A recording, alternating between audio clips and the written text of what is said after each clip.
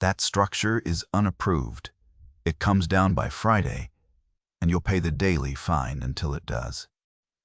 That was Gail Brennan, president of the Stone Ridge Pines Homeowners Association for the last 9 years, standing on my gravel drive in white sneakers and a coral blazer, pointing at a 12 by 16 shed that sat entirely on land her association had no claim to. The shed held my late wife's garden tools and the workbench my daughter and I built together the winter. After the funeral, Gail did not know that the company she had named in 3 separate denial letters as the only approved vendor in the county was a business I would own outright within 90 days. What would you have done if a woman who had never read your deed told you to tear down the last thing your wife ever planted beside? My name is Ray Holt. I am 58 years old, and for 31 of those years I bought and fixed and sold small companies for a living. The unglamorous kind. The ones that make culverts and pole barns and prefabricated sheds. The businesses nobody writes magazine articles about. I am what they call a turnaround buyer. I find a company that is sound underneath and badly run on top. I buy it, I clean out the rot, and I either keep it or sell it healthy. I had retired 2 years before Gail Brennan first knocked on my door, retired to 4.5 acres on the eastern edge of the Stone Ridge Pines development, where the lots stop being a development and start being a hillside. My parcel was the oldest deeded land in that whole valley. My grandfather recorded it in 1949, before the word subdivision meant anything up there, and the survey he paid for is still on file at the county recorder's office with his signature at the bottom in fountain ink. I tell you that now because it matters later, and because the people in these stories who win are almost never the loudest. They are the ones who kept the paper. My wife was named Diane. She died of a stroke at 53 on a Tuesday in March, in the kitchen of the house we had built on that land with money we saved for 11 years. The garden was hers. She laid it out with stakes and string the first spring we owned the place, a long bed running south to catch the light, and she planted it every year until the year she couldn't. After she was gone, I could not stand to let it go wild, so my daughter Casey and I kept it. Casey was 16 then. She is the practical one of the 2 of us, which is saying something. It was Casey's idea to build the shed, so Diane's tools would stop rusting in the open bay of the garage. We poured a small slab, we framed it over a long weekend, and we set it down on the southern corner of the parcel, 50 feet inside my own boundary line, and a good 100 feet from the nearest Stone Ridge lot. 3 weeks after we finished it, Gail Brennan came up the drive in a golf cart. She had a clipboard. I would learn that the clipboard was always present, the way a sheriff's star is always present. A piece of costume that did the believing for her. She introduced herself as the president of the Homeowners Association and informed me that my new outbuilding was in violation of the Stone Ridge Pines architectural standards, that it had not been submitted for approval, and that approval, when I submitted it, would require the structure be built by a vendor on the association's approved list. There was, she said, only one approved shed vendor in the county, a company called Timberline Structures. I would need to tear down what I had built and rebuild through them. I told her levelly that my land was not part of Stone Ridge Pines, that it predated the development by 40 years, that I had no covenant on my deed, and never had. She smiled, the way people smile when they have decided in advance not to hear you. Everything on this hillside is functionally part of our community, Mr. Holt, she said. We maintain the standards here. You want to get compliant, functionally part of our community. I would hear that phrase, or some cousin of it. More times than I could count over the next 8 months. I want you to notice it, because it is the load-bearing lie of every story like this one. Not a claim of law, a claim of feeling, dressed up as a claim of law. I did not argue with her on the drive. I have learned that arguing on the drive only teaches the other person what you know. Instead, I did the thing I have done for 31 years when somebody tells me a thing that cannot be true. I went inside. I opened a fresh manila folder. I wrote the date and the time and what was said across the top of a legal pad, and I started keeping a record. Casey watched me do it. "You're not going to take it down," she said. It was not a question. I told her no. I told her we were going to do this the slow way, the boring way, the way that holds up. That folder had 4 pages in it by the end of the first week. By the end, it had over 200. The first denial letter came 9 days later, on association letterhead signed by Gail as president. It informed me that my application, which I had never filed, was denied, and that I had 30 days to bring my property into compliance by demolishing the unapproved structure and rebuilding through Timberline Structures, the sole approved vendor. There was a fine schedule attached. $50 a day beginning at the end of the 30 days. I filed the letter. I did not respond. Then I did what Gail Brennan never once did in 8 months. I did my homework. I pulled the Stoneridge Pines covenants from the county. I read all 40 pages. Nowhere did they grant the association authority over land outside the platted subdivision, and my parcel was not on the plat.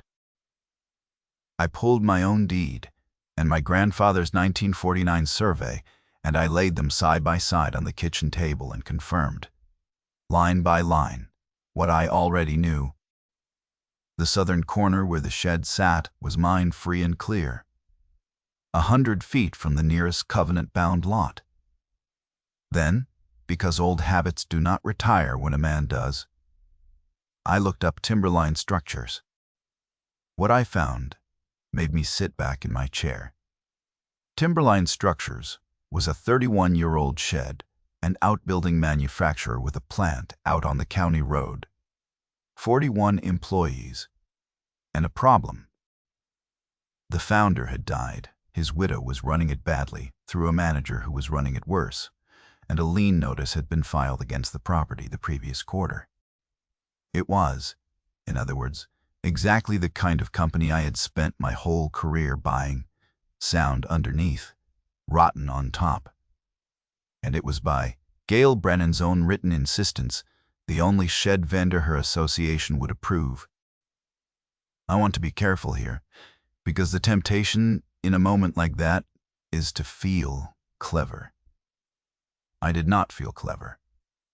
I felt the slow, cold patience that I have felt at the start of every deal that mattered. I made a note in the folder, a single line.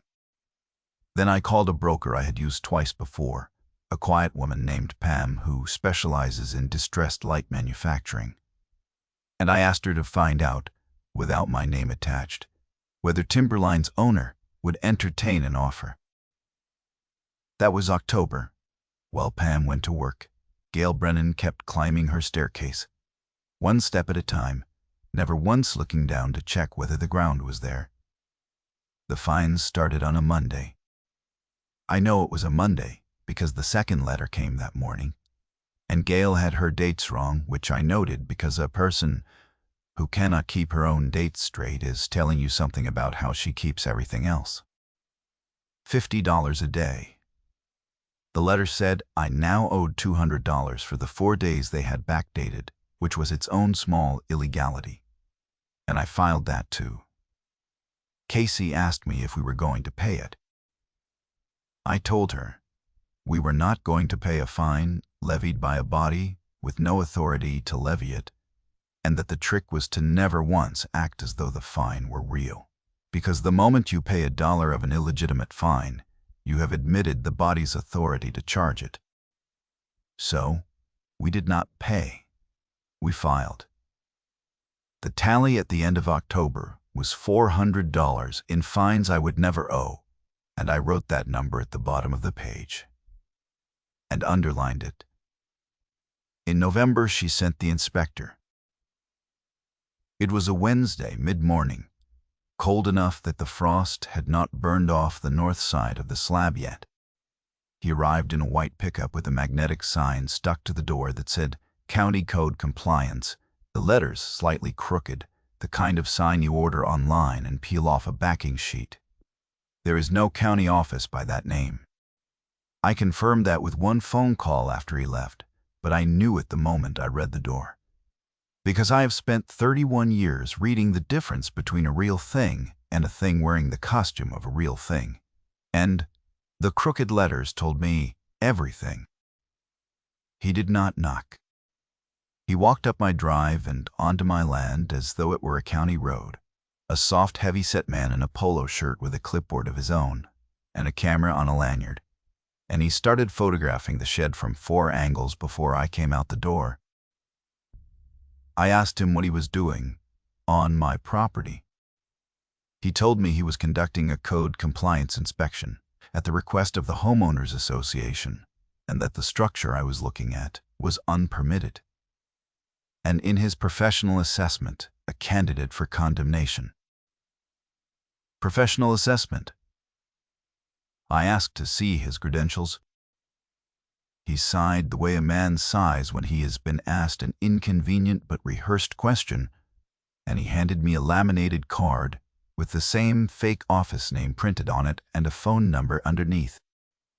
I held the card, and I dialed the number while he stood there, and it rang 4 times and went to a cell phone carrier's default greeting. No name, no voicemail set up, the mailbox of a man who did not want to be reached. I handed the card back. I photographed his truck, his door sign, his plate, and the camera on his chest. He told me I would be hearing from the county. I told him I doubted that very much. He left. When his truck was gone, I called the actual county code office, the real one, the number printed in the real phone book, and a tired man named Doug answered. I described the truck, and the sign, and the card. Then Doug told me flatly that the county had sent nobody to my address, had no inspection on the books for that whole side of the valley, had no employee by the description I gave, and that what I was describing, a man with a fake county seal telling property owners their buildings were condemned, it was impersonation of a public official, and it was a crime, and I should take it to the sheriff. I thanked Doug. I drove to the sheriff's office that afternoon and made a report and got a case number and wrote that number into the folder. It became incident number 1 in a file that a deputy would later tell me needed to reach a certain size before anyone could act on it. That was the moment, standing in the real code office's parking lot with my phone still warm, that I understood the thing was not about a shed at all. Pam called me the same week on a Friday evening, and I could tell from the first 3 words that she had found something. Timberline's owner, the founder's widow, was not just willing to entertain an offer. She was desperate for one. The lien was about to become a foreclosure. Pam said the bank had already started the paperwork, and the widow had been waiting for 2 months for somebody to walk through the door, so she would not have to watch her late husband's company sold off the courthouse steps for the land value alone. That was the first thing. Then Pam got quiet, and she said there was a second thing, and she told me about it carefully. The way you tell a man something he is going to want to be sitting down for. When she did the diligence, she said she pulled Timberline's customer ledger going back 9 years to value the recurring revenue, and one account dwarfed everything else. Stone Ridge Pines Homeowners Association. For 9 straight years, the HOA had funneled every approved vendor shed, every fence, every outbuilding job in the entire development to Timberline and nowhere else. hundreds of jobs, the steadiest money the company had. The contract that locked that arrangement in place was in the file. It had been signed, on the association side, by the president, by Gail Brennan. And then Pam said, the part she had saved, for last. She had run the ownership of Timberline back through its filings, because she always does. And, behind the widow and behind the dead founder, there was a holding company that held a minority stake. A quiet one, the kind that takes a cut and never shows its face. And the holding company traced back to a man named Marcus Brennan, Gail's husband. I sat at my kitchen table with the phone against my ear, and I did not say anything for a moment. And Pam, who has known me a long time, did not fill the silence. There it was. Not aesthetics, not standards. Gail used the architectural rules to force every homeowner on that hillside into a single vendor, and her husband took a silent cut of the vendor on the way through.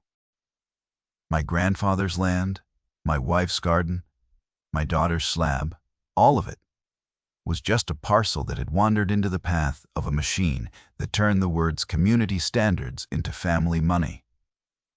The shed was never the point. The shed was a toll booth, and I had refused to pay the toll, and that was the one thing the machine could not allow. I closed on Timberline Structures the week before Christmas. I want to be plain about how that felt, because the stories that get this wrong make it a triumph. And it was not a triumph. Not yet. It was a Tuesday.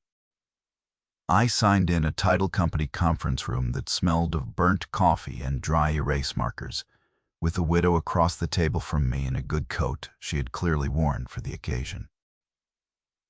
I shook her hand, and I meant it when I told her I would keep her husband's name on the building and keep his people employed. And her eyes went wet, and she looked away, and we both pretended I had not seen it. I drove home past the Timberline plant on the county road, where the late shift was finishing under the sodium lights. 41 people I now employed walking to their trucks, with no idea on earth that anything in their lives had changed that day. I told no one, not the association, not the plant. I drove home, and I put the signed agreement in the safe next to the 2 drives of Casey's footage, and I closed the safe. Casey knew, because Casey knows everything that happens in our house, and she asked me the only question that actually mattered. Does Gail know? No, I said. Gail did not know. Gail was at that moment somewhere across the development, very probably drafting another letter, still ordering a man she believed she was crushing to rebuild his late wife's shed, through the one company she would approve, a company that man had owned outright since 2 o'clock that afternoon. Casey thought about that for a second, and then she did not smile. Exactly, but something settled in her face, the way it settles when a kid learns that the slow, boring, careful way her father does things is not weakness after all. Okay, she said. So now we wait. Now we wait, I said. The fines that month crossed $1,000. I underlined that number too. Now, I could have ended it that week. I could have driven to Gail Brennan's door with the purchase agreement and watched her face come apart, and a younger man might have. But a deed proves more than a doorstep confession, and I had learned a long time ago that the cleanest reversals are the ones a neutral party makes for you, in front of witnesses with paper. So I did nothing with the ownership. I let it sit. I let her keep climbing. In January, she went after Casey.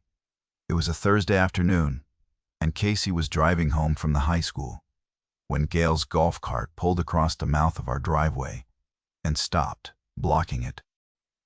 Casey called me. I was 40 minutes out at the plant. I want you to hear how that call actually sounded, because the people who have never gotten one think it sounds like a conversation. Dad, there's a, she won't move the cart. She's filming me. She says I can't. She says the driveway's a violation too. She's got the man with her, the inspector guy. My daughter's voice, going up at the edges, in the gap between a parent and a child, where 40 minutes might as well be 40 years. I told her to lock the car doors, to keep her own phone recording, to not get out, and to stay on the line with me. The whole way home, I drove those 40 minutes with my jaw set so hard it ached for 2 days after. By the time I got there, Gail had gone, but the fake inspector's truck was still parked across the road, and Casey was sitting in our locked car in our own driveway, shaking. She had recorded all of it. 11 minutes of a grown woman blocking a teenager's path on her own family's land and narrating it for a phone camera. That footage went onto 2 drives that night, one in the house and one in the safe at the plant. It became incident number 6. The deputy came the next morning. His name was Tom Alvarez, and I had known him a little for years, the way you know people in a small county nodding at the feed store, raising a hand from a truck window. He was not corrupt, and he was not on anybody's side, and I want to be careful that you hear that right. Because the easy version of this story makes the cop a hero who rides in, and that is not what happened, and not how it works. Tom was a man with a job and a thick book of rules. He was not allowed to bend, and he sat at my kitchen table with his hat in his hands and told me the truth, which is harder than a rescue.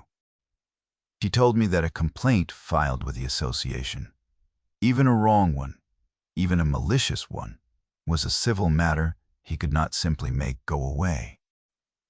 He told me that an HOA blocking a driveway and a man wearing a fake county seal were 2 entirely different problems, the first one a nuisance and the second one a crime, and that the crime was the one he could do something about, but only if I could hand him a pattern instead of a single incident.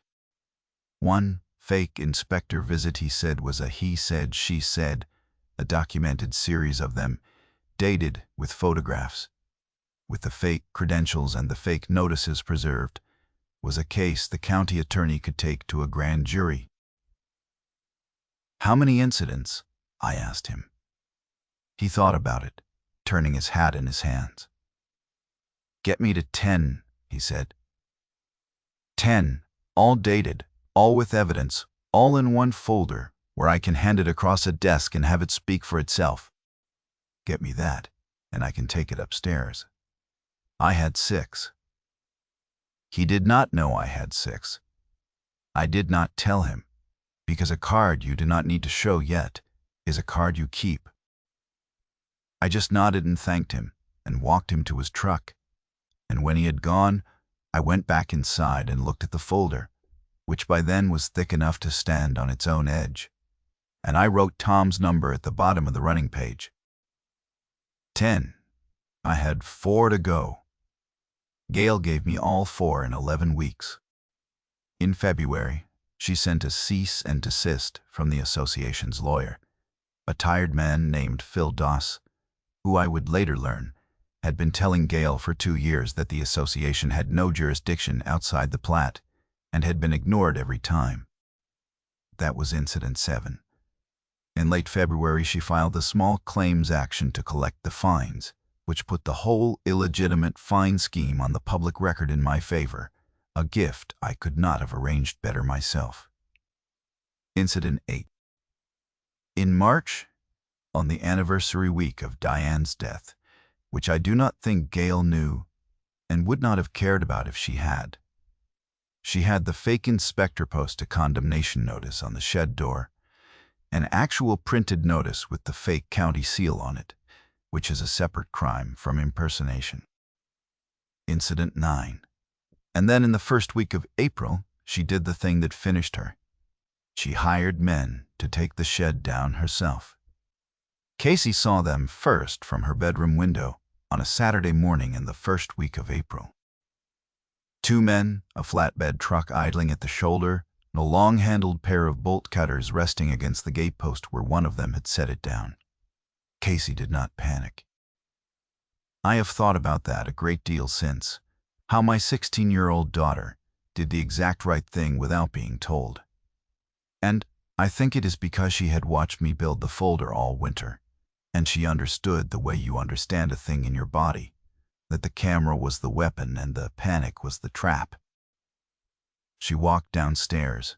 She told me, evenly, that there were men at the south gate with a truck. She picked up her phone, she went out onto the porch, and she stood far back at the rail and started recording exactly the way I had taught her, wide and steady, and from a distance, her own voice off the audio. I walked down to the gate alone. The older of the two men met me there and handed me a work order before I could ask. It was printed on Stone Ridge Pines Homeowners Association. It authorized the bearer to demolish and remove an unapproved structure at my address, and it was signed at the bottom by Gail Brennan, president. I read it twice, slowly, while the younger man stood by the gate with the bolt cutters and would not look at me. Then I asked the older one a question, levelly, the way you ask a man something when you already know the answer, and you want him to hear himself answer it. I asked whether he knew he was standing on private deeded land that had never been part of any homeowners association, preparing to cut a lock and demolish a structure he had no legal authority to touch, on the strength of a work order signed by a woman with no jurisdiction over a single square foot of it. He looked at the paper in his hand. Then he looked at the survey stake at the corner of my drive, the old iron one my grandfather set, and then he looked back at me, and I watched something go out of his face, the way it goes out of a man's face when he realizes the person who hired him has put him in front of the trouble. He folded the work order. He told the younger man to load the cutters. They left. They left a copy of the work order in my hand, signed, dated, on the association's own letterhead, the single best piece of evidence Gail Brennan ever mailed me. And she had hand-delivered it by truck. I filed it. I had my 10. I had them all dated, all with photographs or footage, all in one folder. The next Monday, I drove it to Tom Alvarez and laid it on his desk and watched him go through it, page by page, slowly, his jaw tightening at the driveway video, and again at the condemnation notice with the fake seal. When he finished, he closed the folder and looked at me for a long moment. "This is the most documented complaint I have ever been handed," he said. I told him there was one more thing he should know, and I told him who owned Timberline Structures now and why the HOA had been routing every job there for 9 years, and who Marcus Brennan was. Tom sat back in his chair the way I had sat back in mine in October. "The county attorney is going to want to see all of this," he said. The reckoning came at the regular monthly meeting of the Stone Ridge Pines Homeowners Association on the third Tuesday in April, in the clubhouse, with about 40 homeowners in folding chairs and Gail Brennan at the front, in a magenta blazer, running the meeting the way she had run it for 9 years. I had not been to a meeting before. I came in quietly and sat in the back. Casey came with me and sat beside me. Tom Alvarez stood near the door in uniform. Not because I asked him to, but because the county attorney had asked him to be present, which is a different thing. Phil Doss, the association's own lawyer, sat at the side table with a thin file in front of him and would not meet Gail's eyes. And in the third row sat a woman I did not know, who I would learn was a board member named Linda Park, the one board member who had voted against the fines from the start and had quietly kept her own copies of everything. Gail got through the budget and the landscaping bids. Then she got to me. She had my name on her agenda, item 7. the continued non-compliance of the Holt parcel. And she stood up to address the room about it, and she made her mistake in front of all of them. "Some property owners," she said, looking straight at me, "think their old deeds put them above the standards the rest of us live by. They don't. That hillside is functionally part of this community. Holt likes it or not, and the association will see that structure removed. Functionally part of this community." The third time, in the third setting, in front of 40 witnesses and a deputy, I stood up. I did not raise my voice. I have found, over a lot of years and a lot of hard rooms, that a room gets quieter, the quieter you get. That volume is the tell of a person who does not have the paper. I said that I had brought a few documents the association might want to look at before it voted on item 7, and I walked up the center aisle to the front while 40 people watched, and I laid them on the table in front of Gail, one at a time, the way you lay down a hand you have been holding all night, slow, face up, letting each card land before the next one. The 1949 survey, first. My grandfather's name at the bottom, in fountain ink. The legal description of the parcel, the boundary he paid a man to walk and mark 76 years ago. Next to it, the recorded plat of Stone Ridge Pines drawn up 40 years later, its northern edge stopping a clean 100 feet short of where my shed sat. Then the deed. Free and clear. No covenant, no association. Never any association. I set them where Gail could see them, and where Linda Park, in the third row, could see them. And I said levelly that my parcel had never been part of the platted subdivision, that the association held no authority over a single square foot of it, and that every fine and every inspector sent up my drive had been sent without one shred of jurisdiction. The room had gone completely still. Phil Doss, the association's own lawyer, leaned over the survey and looked at it for about 4 seconds, and then he set down his pen and said, into that silence, the only fully honest sentence he had spoken in that room in 2 years. "He's right. We have no standing on that parcel. We never have. I told this board so more than once." Gail turned to look at him as though he had struck her. She opened her mouth to speak. I laid down the last document. It was the purchase agreement for Timberline Structures. My name on it, dated the week before Christmas. I set it next to the 3 denial letters she had signed, each one naming Timberline as the sole approved vendor I would have to rebuild through. And I said, without heat, the plainest sentence I have ever said in a public room. "For 4 months, you have ordered me to tear down my late wife's shed and rebuild it through the only company you would approve. I bought that company in December. You have been ordering me to pay myself. I want you to understand that there was no joy in it. I let the paper do it. I let the room do it." 40 people looked from the agreement to the denial letters to Gail, and you could watch the 9 years come down in their faces all at once. Then Tom Alvarez stepped forward from the door, and it stopped being about a shed and started being about the law. He said the county attorney's office would be in contact with the association regarding the impersonation of a county official, the fraudulent condemnation notice, and the demolition work order. He said the matter of Mr. Brennan's undisclosed interest in Timberline Structures and the association's 9-year practice of routing mandatory vendor work to a company the president's husband held a stake in had been referred to the state for review as a possible self-dealing and fraud matter. He did not raise his voice either. He did not have to. Here are the 2 numbers I want you to hold next to each other because the gap between them is the whole story. In 4 months, Gail Brennan levied $2,400 in fines against my property, generated 9 documented incidents, and sent 2 crimes worth of fake county paper to my door. And she collected from me exactly $0. And my grandfather recorded the survey that ended her in 1949, 76 years before she read it for the first time across a clubhouse table.